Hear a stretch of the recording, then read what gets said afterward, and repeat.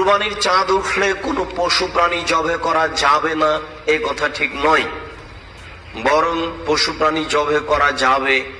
এটাই ঠিক। কুরবানির চাঁদ উঠলে যারা কুরবানি করব বলে সিদ্ধান্ত নিবে, পশু প্রাণী কিনে নিবে, তারা তো সেই পশু নির্ধারিত দিনে কুরবানি করবে, কিন্তু বাকি এই 9 দিনে সে কোনো পশু জবে করতে পাবে না, এরকম কথা রাসূল সাল্লাল্লাহু আলাইহি ওয়াসাল্লাম বলেননি, সাহাবীগণ থেকেও প্রমাণ নেই।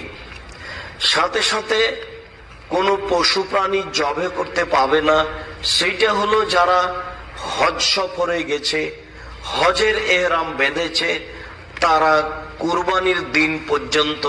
কোনো পশু প্রাণী নিজের জন্য কারোর জন্য জবে করতে পাবে না। এইটা হলো যারা হজ পালনের জন্য